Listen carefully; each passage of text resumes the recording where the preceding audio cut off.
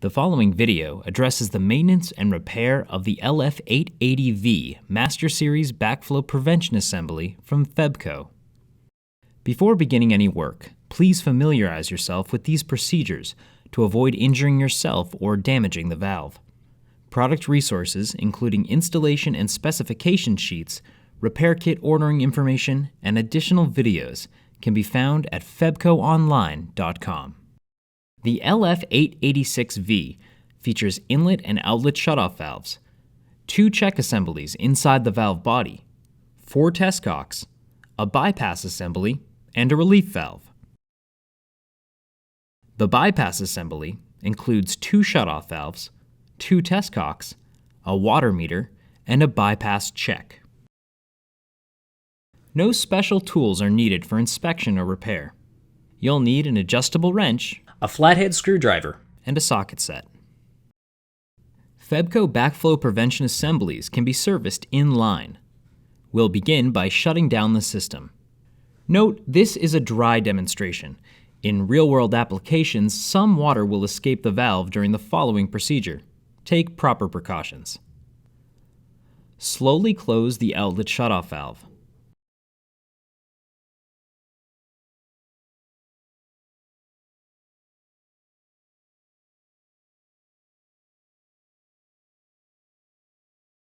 Slowly close the inlet shutoff valve.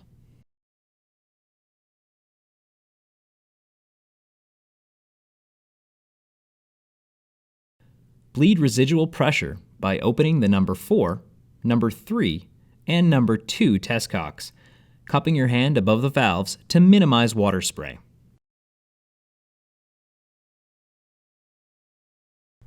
Disconnect the bypass connector.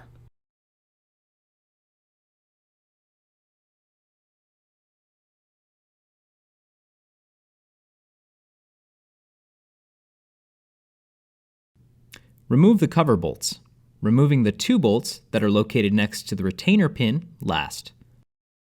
Note that there is some preload on the cover from the spring pack, so use care and caution when removing the cover.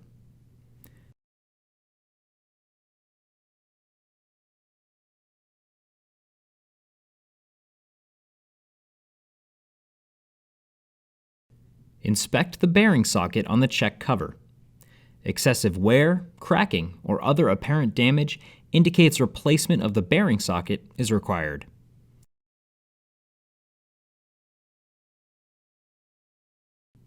Remove the cover O-ring. Inspect the cover O-ring for damage and replace if needed. Note: during regular maintenance, the entirety of the check module does not need to be removed from the valve body for service. Instead, we will uninstall and inspect individual check components. Remove the pivot bearing from the upper spring retainer of the spring module. Inspect for wear and tear and replace if necessary.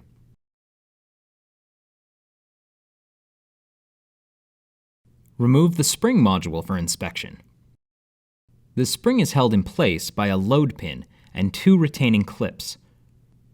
Remove one of the 2 retaining clips, and using the second clip as a handle, slide out the retaining pin. Lift the spring out of the valve.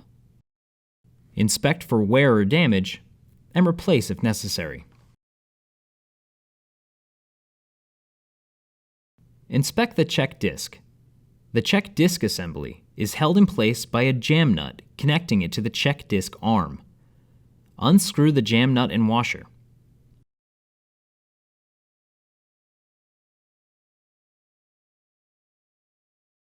Lift the check disc arm and carefully remove the check disc assembly. With your hand, inspect the seat sealing surface for debris or damage. Note, with the check disc assembly removed, the check seat sealing surface is now exposed. Care should be taken not to drop the check disc arm onto the seat sealing surface. We recommend wrapping the check disc arm in a rag to minimize potential contact of these 2 components. Inspect the check disc rubber. If the rubber is cut, damaged, or worn, it should be removed and replaced. Unscrew the 4 bolts holding the retainer plate in place. Clean the disc components to remove any debris, and install a new rubber disc. During emergency repairs, the rubber disc may be temporarily reversed and reinstalled. All damaged discs should be replaced as soon as possible. Check with the local authority having jurisdiction to ensure the reinstallation of a reverse disc is allowed. If the check sealing surface is damaged, the seat will need repair or replacement. The seat should only be removed if the arm or seat ring appears to be worn or damaged. To remove, disconnect the 4 lock nuts on the exterior of the valve, holding the seat ring in place. Carefully lift it from the valve.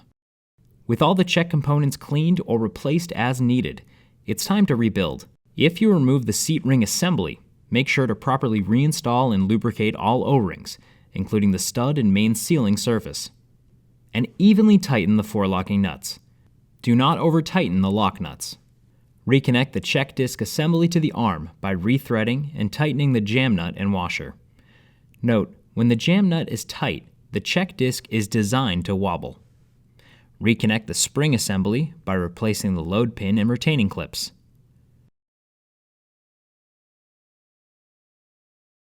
Reinstall the pivot bearing.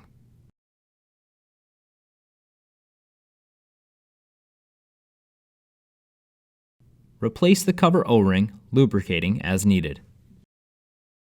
Reinstall the cover, aligning the pivot bearing to the bearing socket and the retainer pin to the retaining pin hole. Rethread the bolts in a cross pattern, starting with the 2 bolts on either side of the retainer pin. Torque wrench tight in a cross pattern to ensure that the cover is evenly threaded.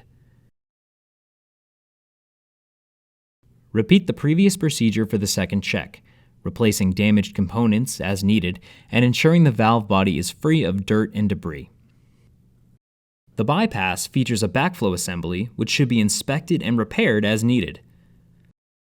The bypass can be isolated by closing the inlet and outlet shutoffs and bleeding residual pressure.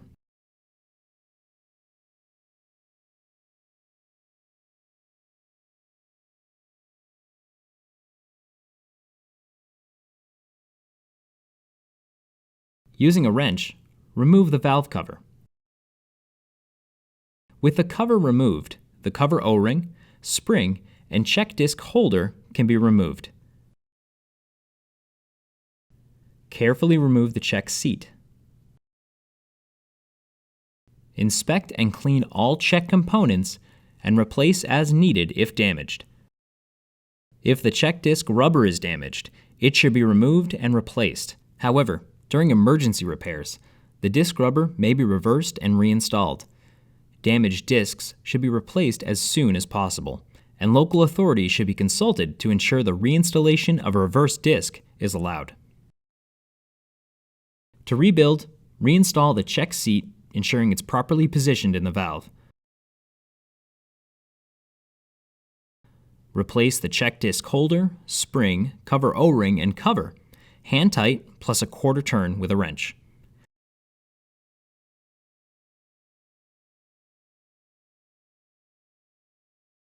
Finish by opening the inlet and outlet shutoffs. Once both checks have been inspected and reassembled, it's time to restart the system. First, reconnect the bypass connector, hand tight, plus a quarter turn with a wrench.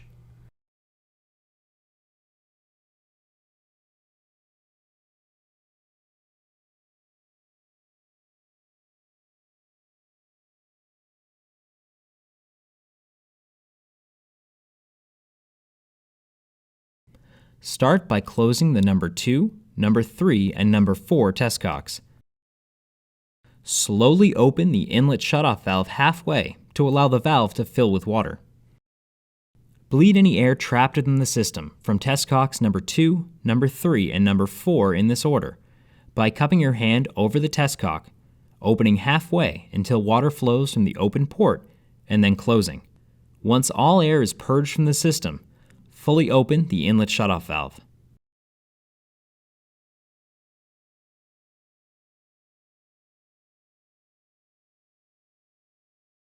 Before opening the outlet shutoff valve, check with local governing code requirements prior to reactivating the backflow assembly for system use.